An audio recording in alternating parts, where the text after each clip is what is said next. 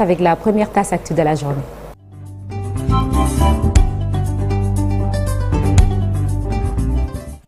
Alors, on parle de cette actualité. Ibou Diouf à Diourbel, 8 morts et 14 blessés dans un accident de la circulation sur la route de Porokhane. Exactement, un accident d'une rare violence. Donc, c'est produit dans la nuit du mardi, précisément vers 23h30 sur la route de Porokhane à hauteur du village de Nébé, situé dans le département de Diourbel. Cette collision entre un bus Tata et un véhicule de transport communément appelé Mbaké Touba a fait 8 morts sur le coup. 14 blessés ont été également évacués par les sapeurs-pompiers à l'hôpital régional de Diourbel.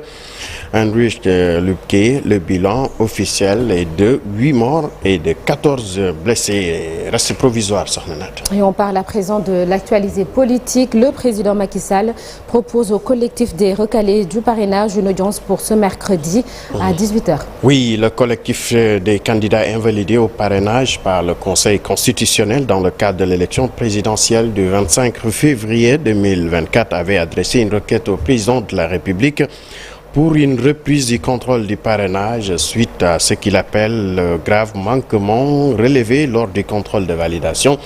Le collectif sollicitait l'arbitrage du chef de l'État pour la consolidation du principe constitutionnel relatif au respect et à la reconnaissance de l'opposition comme un rouage indispensable au bon fonctionnement du mécanisme démocratique de notre pays. Parlons tout à fait autre chose à Thiaroye-Gare pour revenir sur le centre commercial dans le camp militaire donc de Thiaroye qui traîne depuis maintenant 7 ans. Le collectif des commerçants du marché donc hausse le ton et réclame les clés de l'infrastructure. Face à la presse impactée, donc ces commerçants impactés par le terre exigent l'érection d'une passerelle à hauteur de l'ancienne gare ferroviaire, comme promis par le chef de l'État. On écoute Ngagne Amar, porte-parole, au micro de Abdoulaye Pater. Compte tenu de l'évolution du marché qu'on est en train qu'on réceptionne dans les plus brefs délais.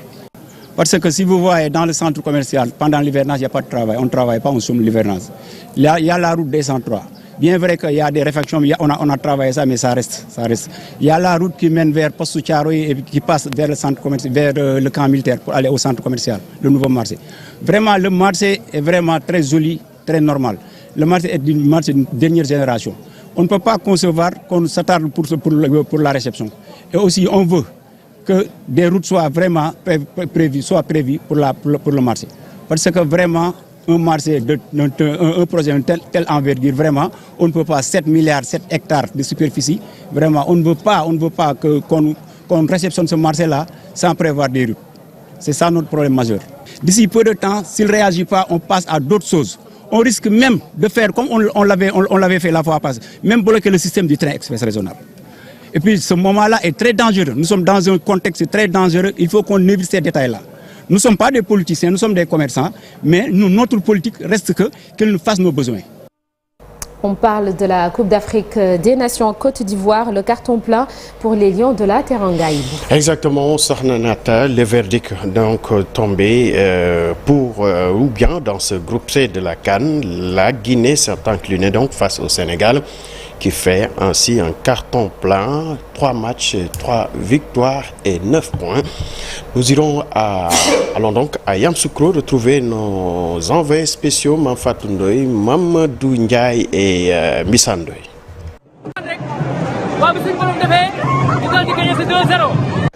Cher Tidiane, bonsoir, ravi de te retrouver depuis le stade Charles-Konan-Bagny où vient de s'achever un match donc de la poule D avec beaucoup de surprises, cette CAN évidemment.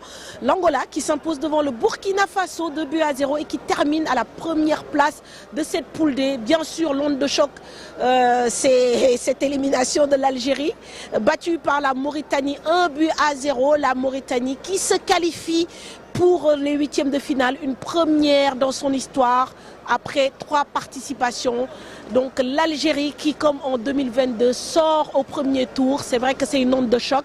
Alors c'est une CAN vraiment qui donne le tournis avec ces fins de match qui n'arrêtent pas justement de créer des surprises, ces équipes supposées être petites qui donnent le tournis là aussi aux favoris. Honnêtement, il faut s'attendre à tout. Par contre, il y a une équipe qui, elle, arrive vraiment à dérouler depuis le début de cette compétition. C'est l'équipe championne en titre. Il s'agit donc du Sénégal. Le Sénégal qui a battu la Guinée 2-0, des buts de Abdoulaye Seck et de Iliman Ndiaye. Le Sénégal qui fait un 3-sur-3 dans cette poule. Mame Fatou Ndoye, c'est plutôt Ibou Diouf. Cheikh Tidiane Diaw est en train de dormir. Absolument. C'est Cheikh Tidiane Diaw que l'on retrouve dans Soir de CAN, n'est-ce pas? C'est cela. Alors la CAN, Ibou, c'est aussi l'ambiance dans les fan zones au monument de la Renaissance. Ici à Dakar, il y avait beaucoup de supporters. Beaucoup de monde Sokhna Nata pour supporter les Lions du Sénégal qui se sont imposés finalement face à la Guinée, 2-0. Une victoire méritée selon les citoyens qui étaient venus suivre le match à la fan zone du monument de la Renaissance. Leurs propos sont recueillis par Manu Ndiaye. Les images de Modidio. Le Sénégal sort leader de sa poule en totalisant 9 points après. C'est une joie qui nous anime quoi, en fait. On sera toujours l'équipe vainqueur en fait.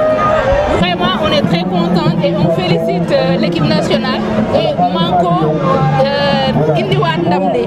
Au début, on a été très calme, mais par la suite, on a vraiment montré qu'on est le roi d'Afrique à nos amis.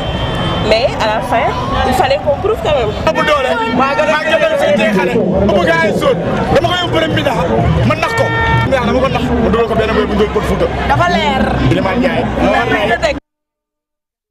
De la fan zone Sokhna Nata, on se rend donc de l'autre côté exactement, dans une autre fan zone qui a été installée donc, pour permettre aux Sénégalais de suivre ce match.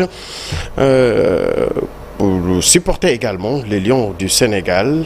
Exactement, c'était au terrain Akapes avec Mamadou Fall. Le Sénégal sort leader de sa poule en totalisant 9 points après avoir battu en troisième match la Guinée-Conakry 3-0. Une rencontre dominée par les Lions de la Teranga. Ainsi, plusieurs fans venus regarder le match au terrain Akapes. On connaît la qualité de l'équipe, donc là il n'y a pas de pression à se faire. Donc là on a bien joué sur nos valeurs. C'est bien entre ñaari équipe la ñaari pays frères la waaw tay Sénégal yalla mo am kii rek mo am chance pour gagner mais nag vraiment passe bi neex na quoi vraiment. Maintenir le rythme jusqu'en finale, tel doit être l'objectif des joueurs, jugent les Sénégalais.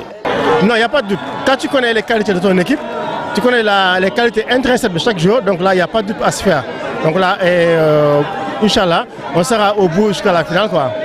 Nous góorgóorlu quoi, ñu avancer pour kii yeneen match yi waaw yàlla ma ñu chance ñu demaat Inch'Allah. Le Sénégal croisera en 8e de finale le 3e de la poule A qui pourrait être le pays organisateur, la Côte d'Ivoire. Bonne continuation au Lion du Sénégal, Sokhna Nata. C'était tout pour la première tasse.